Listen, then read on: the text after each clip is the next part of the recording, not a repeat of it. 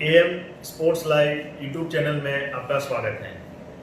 आज हम traditional games of India विषय में गजिफा और शतरंज खेल के बारे में जानकारी प्राप्त करेंगे। भारत में खेल का इतिहास बहुत प्राचीन है और वैदिक युग से पहले का है। यह अधिक संभावना है कि आज के ओलंपिक विश्व में से कई ताकत और गति के खेल उन्नत संस्करण हैं जो प्राचीन भारत में थे। शतरंज, कुश्ती, पोलो, तीरंदाजी और हॉकी ऐसे बहुत सारे खेल हैं जिनका जन्मदाता देश भारत है।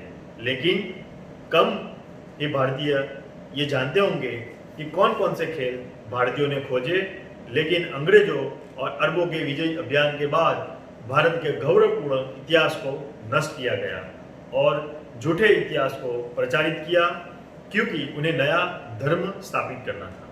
इसलिए अंग्रेजों ने खुद को सभ्य और संपूर्ण विश्व को असभ्य घोषित कर दिया। ओलंपिक इतिहास से पहले भारत में भी ओलंपिक होता था। ओलंपिक के अधिकतर खेल भारत में आविष्कृत हुए हैं। हम सब जानते हैं कि शारीरिक विकास के लिए रथ, दौड़, धनुर्विद्या, तलवारबाजी, घुड़सवारी, मल्लयुद्ध, कुश्ती, तैराकी यानी स्विमिंग, भाला फेंक आदि का प्रशिक्षण दिया जाता था। हमारी संस्कृति का भाग रहा है। इसके अलावा बैलगाड़ियों और दक्षिण में नौका की दौड़ में भाग लेना वो आम बात थी।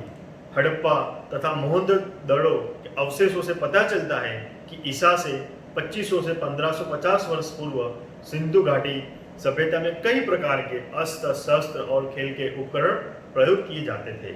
यह सभी जानते हैं कि बलराम, भीम, हनुमान, जामवंत और जरासंध आदि के नाम मल्ल युद्ध में प्रख्यात है। विवाह के क्षेत्र में भी शारीरिक बल के प्रमाण स्वरूप स्वयंवर में भी शारीरिक शक्ति और दक्षता का प्रदर्शन किसी न किसी रूप में शामिल किया जाता था। प्रभु श्री राम ने शिव धनुष पर प्रत्यंचा चढ़ाकर और अर्जुन ने मछली की आंख का प्रतिबिंब देखकर उनकी क्षमता का प्रदर्शन किया था। गौतम बुद्ध स्वयं सक्षम धनुर्धर थे और रथ, दौड़, तैराकी तथा गोला फेंकने आदि की स्पर्धाओं में भाग ले चुके थे। विलास मणि मंजरी ग्रंथ में त्रिवेदाचार्य ने इस प्रकार की घटनाओं का उल्लेख किया है।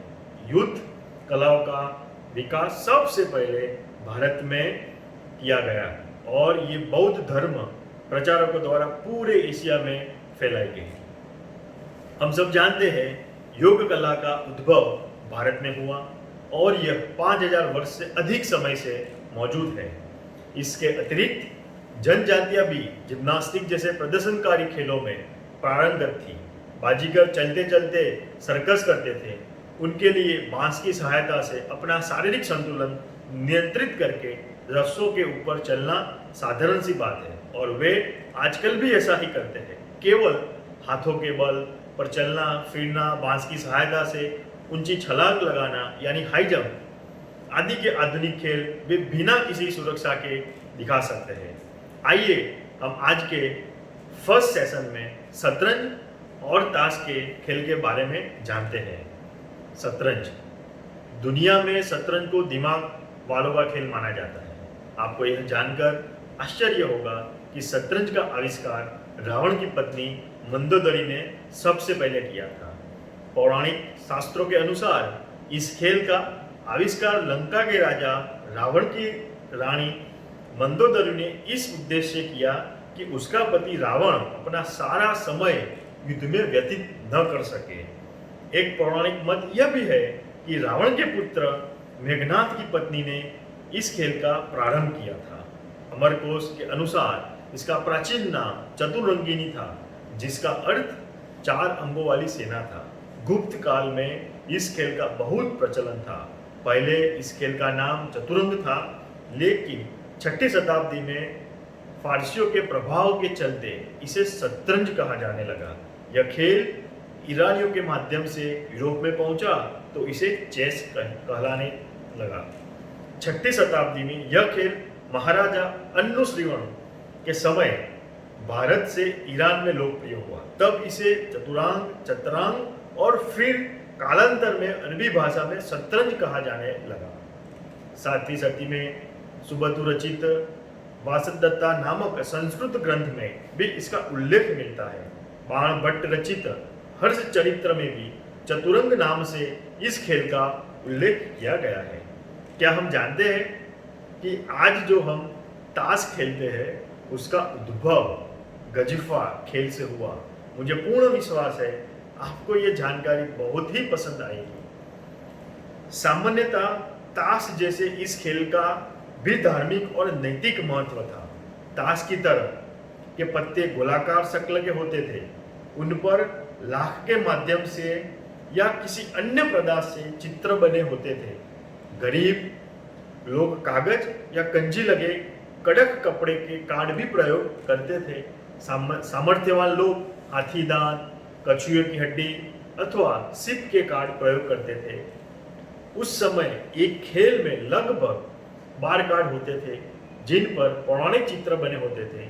खेल के एक अन्य संस्करण नवग्रह गजिफा में 108 कार्ड प्रयोग किए जाते थे। उनको 9 कार्ड की गड्डियों में रखा जाता था और प्रत्येक गड्डी सौर मंडल के 9 ग्रहों को दर्शाते थे।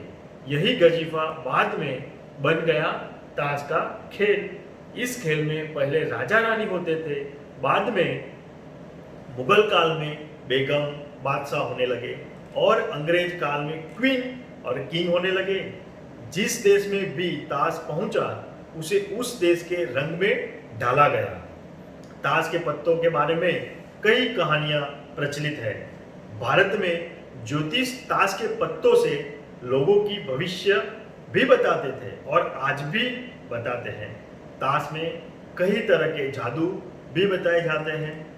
भारतीय ज्योतिषों के अनुसार एक साल के अंदर 52 सप्ताह होते हैं और 4 ऋतुएं। इसी आधार पर ताश के पत्तों का निर्माण किया गया।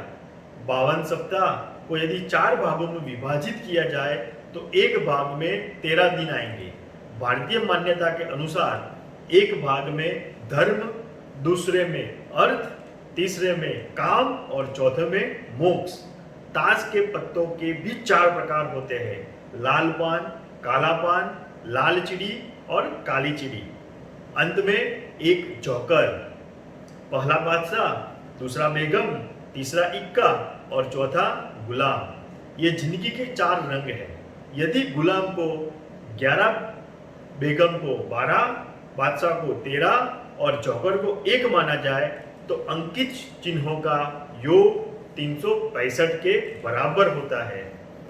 दोनों खेल के विषय में मैंने आपको जो जानकारी दी है वो जानकारी अगर आपको पसंद आई हो तो कृपया मेरी चैनल AM स्पोर्ट्स लाइव को सब्सक्राइब कीजिए, लाइक कीजिए।